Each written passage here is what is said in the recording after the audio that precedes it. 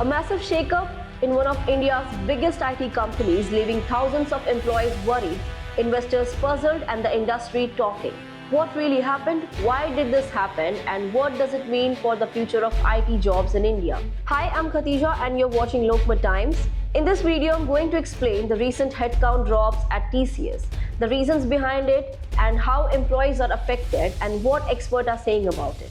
But before we dive in, don't forget to subscribe and press the bell icon so that you never miss an important update. Now let's start with the numbers. Tata Consultancy Services, or TCS, recently reported a total headcount of 5,93,314 employees in the second quarter of fiscal year 26.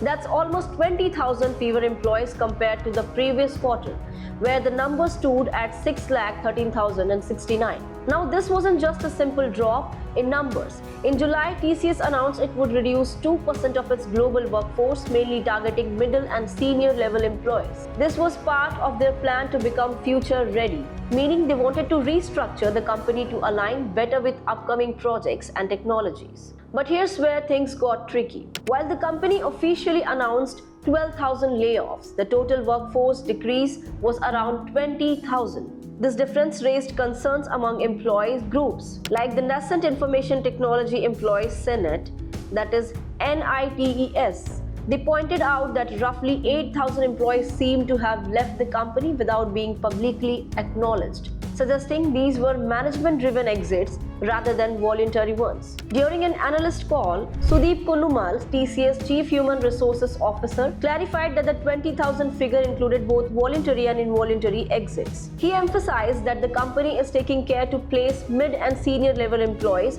in suitable roles, but it's undeniable that such a sudden change has caused anxiety among staff. And it's not just employees who are noticing. Analysts and investors have also been unsettled.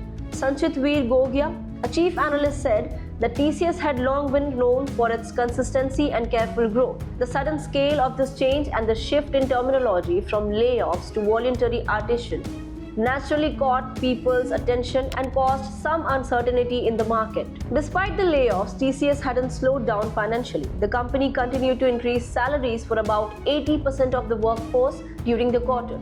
They also spent 1,135 crore on severance packages, counseling, and transition support for those leaving. Even employees on H-1B visas in the US were part of this workforce rebalancing effort.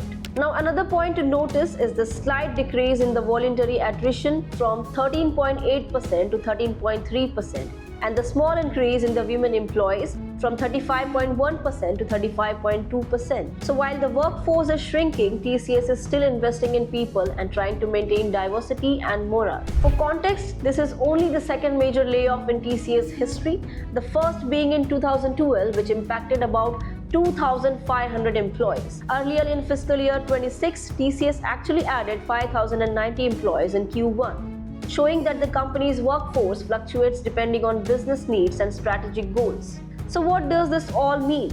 For employees, it's a reminder of the uncertainty in even the largest IT companies. For investors, it's a signal to watch carefully how TCS manages its growth and human capital. And for the industry, it's a reflection of changing priorities in technology and business operations. In simple words, TCS is restructuring to prepare for the future, but the suddennesses and scale of these layoffs, along with unclear communication, have created tensions.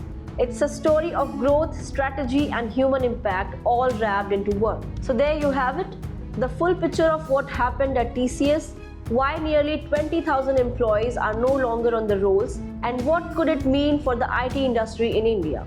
Now let us know your views in the comment section, and don't forget to like, share, and subscribe to the Lokmat Times.